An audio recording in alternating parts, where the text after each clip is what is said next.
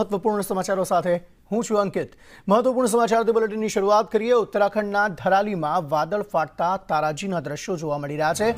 વિવિધ એજન્સીઓ અહીં રેસ્ક્યુ ઓપરેશનમાં જોતરાઈ છે। આ ઉપરાંત મુખ્યમંત્રી પુષ્કરસિંહ ધામીએ ઘટના સ્થળની મુલાકાત લીધી છે। સીએમ ધામીએ સમગ્ર વિસ્તારનું હવાઈ નિરીક્ષણ કર્યું છે। સેના, આઈટીબીપી, એસડીઆરએફ, એનડીઆરએફ સ્થાનિકો આ રેસ્ક્યુમાં સામેલ છે। અત્યાર સુધી 130 લોકોને બચાવી લેવામાં સફળતા મળી છે। 160 પોલીસ જવાનો આ રેસ્ક્યુ કામગીરીમાં કાર્યરત છે તેવું મુખ્યમંત્રીએ જણાવ્યું છે। અનેક રસ્તાઓ બંધ હોવાથી અલગ અલગ જગ્યાએ પહોંચવામાં મુશ્કેલી પડી રહી છે। જોકે ભારતીય સેનાના હેલિકોપ્ટર્સ પણ તૈયાર છે। વાતાવરણ સારું થતાં રેસ્ક્યુ માટે હેલિકોપ્ટરનો પણ ઉપયોગ થશે।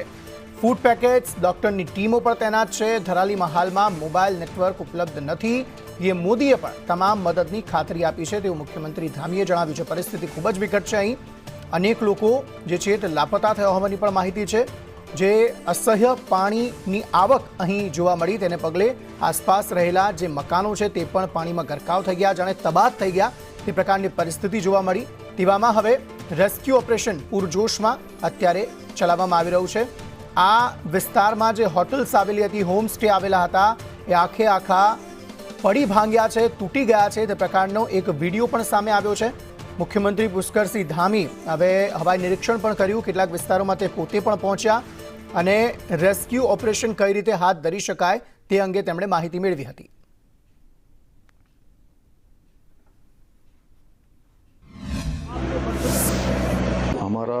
हमारा कल धराली की आपदा आई है। उस आपदा में सभी एजेंसियां हमारी वहां पर काम कर रही है। सेना के लोग भी काम कर रहे हैं।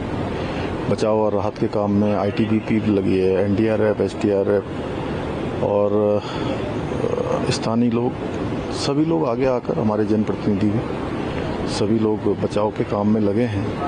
कल लगभग 130 के लगभग लोगों को रात को रेस्क्यू किया गया है और अभी लगातार खोजबीन जारी है।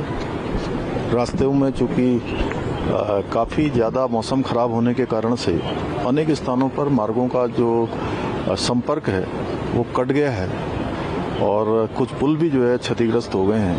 उसके कारण से वहाँ पर पहुँचना भी मुश्किल हो रहा है। लेकिन उसके बावजूद भी सभी एजेंसियाँ, सभी लोग जो वहाँ पर पहुँच गए हैं, रेस्क्यू के काम में लगे हैं। हमने राज्य के स्तर पर भी 10 डिप्टी एसपी, 3 एसपी और लगभग 160 पुलिसकर्मी भी इस काम में लगाए हैं।